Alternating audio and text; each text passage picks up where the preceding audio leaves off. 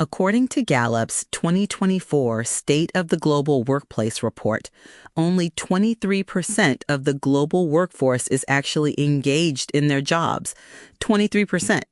That means that 77% of the world's employees are essentially sleepwalking through their days, disconnected, uninspired, or actively miserable. We hear statistics like that and usually pivot straight to economics. And sure, Gallup estimates this global disengagement costs the economy around $8.9 trillion a year. But there is a much deeper, much more profound human tragedy hiding inside those numbers. What happens to us when we spend the vast majority of our waking hours entirely detached from what we are doing? How did we accept the premise that work is something to merely be endured? To answer that, we have to look at the philosophy of John Dewey, who argued nearly a century ago that modern institutional life, what we now think of as the standard 9 to 5, fundamentally stunts our ability to experience the world deeply. He believed it does this by severing the vital connection between thinking and doing. So, how exactly does the modern workday limit our aesthetic life? And how can we possibly get it back? Part 1. The fracture of experience.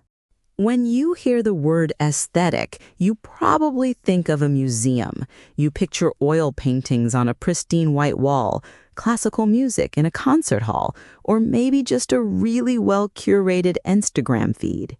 We have been trained to think of aesthetics as something rare, delicate, and entirely separated from the grit of daily life.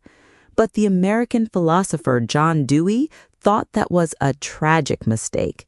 In his 1934 book, Art as Experience, Dewey completely redefined what it means to have an aesthetic experience.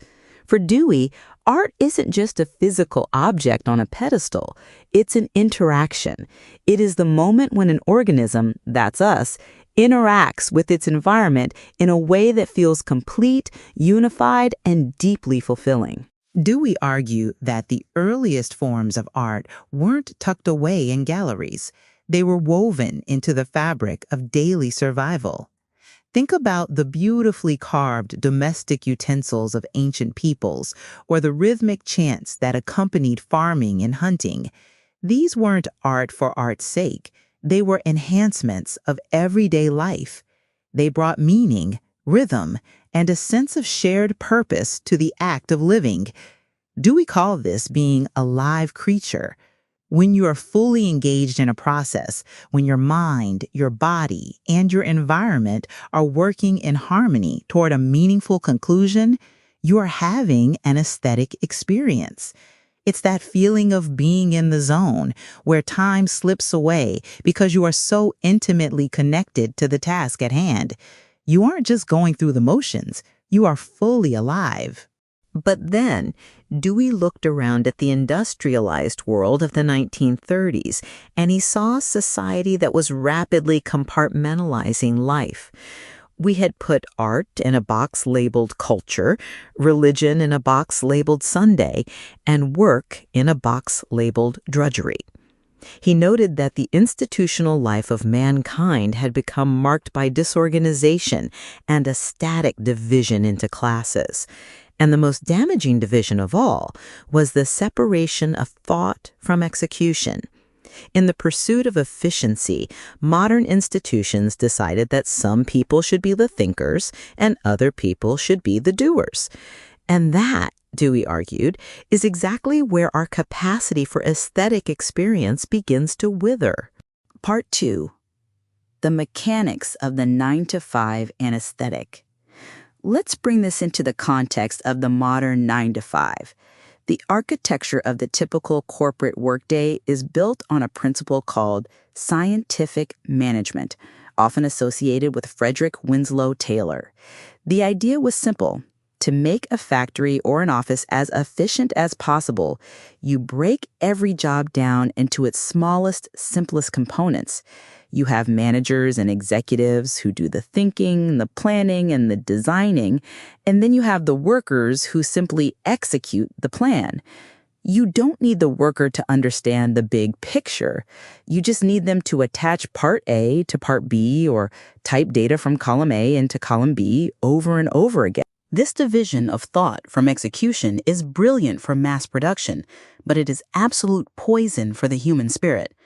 Dewey saw that when you strip a person of the ability to conceptualize a task, to creatively solve problems along the way, and to see the final product come to fruition, you strip the work of its aesthetic potential. You turn a live creature into a biological machine. Think about the difference between a master carpenter building a chair and a worker on an assembly line attaching the same chair leg for 8 hours a day.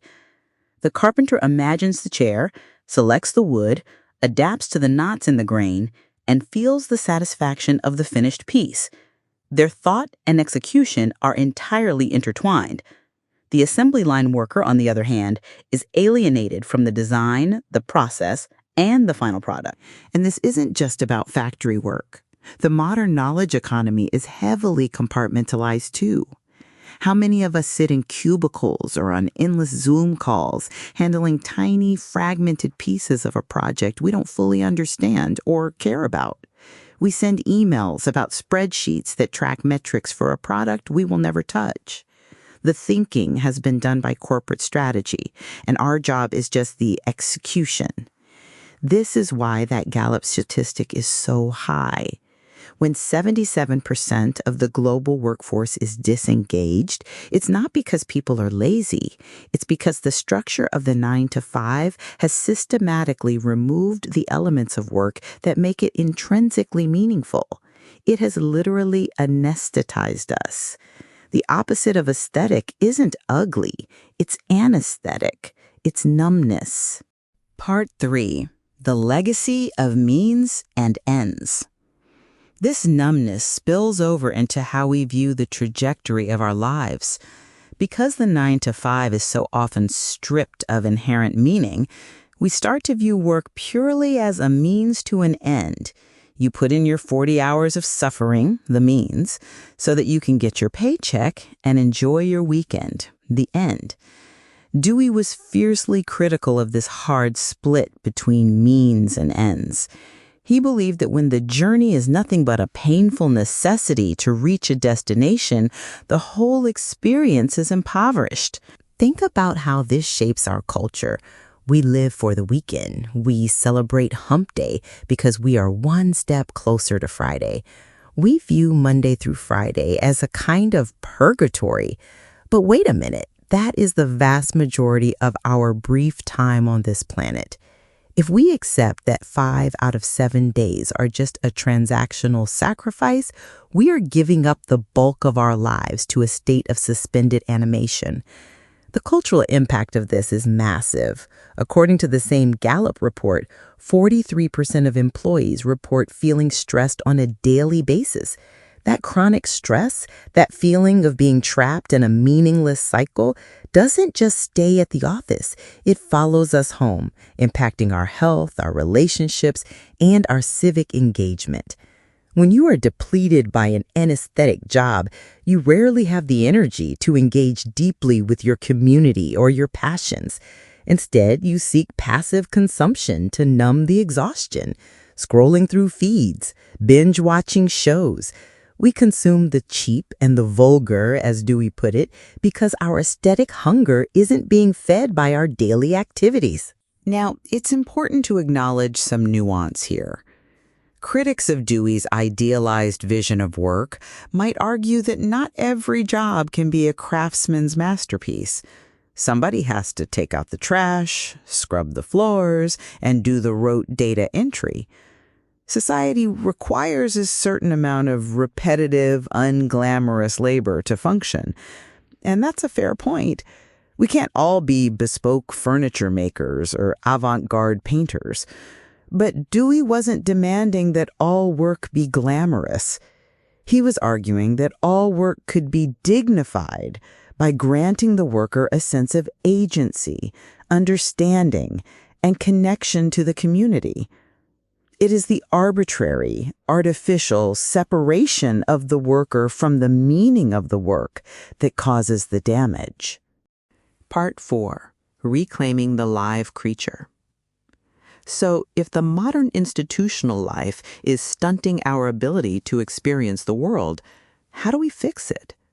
We obviously can't dismantle the entire global economy overnight, but we can start by fundamentally rethinking how organizations are managed. Interestingly, the data backs up Dewey's philosophical intuitions. Gallup found that managers account for 70% of the variance in employee engagement. When organizations give workers autonomy, when they explain the why behind a task and not just the how, and when they allow employees to have a voice in the design of their own workflows, engagement skyrockets. Reclaiming our aesthetic life means bridging the gap between thought and execution wherever we can. If you are a leader or a manager, it means trusting your team to solve problems, not just follow scripts. It means sharing the big picture so that every person understands how their specific contribution fits into the whole. And on an individual level, it means looking for ways to inject your own agency back into your day.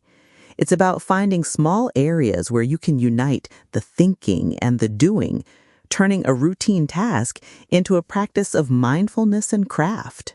John Dewey warned us that a society that separates art from everyday life and thought from execution is a society that diminishes the human spirit. The 9 to 5 doesn't have to be a numb, anesthetic waiting room for the weekend. By recognizing the value of the live creature, by demanding work environments that respect our need to think, act, and see the results of our actions, we can begin to transform our daily drudgery back into an experience worth having. If this episode helped you see your daily routine in a new light, send it to a friend who might be feeling a little stuck in the 9 to 5 grind.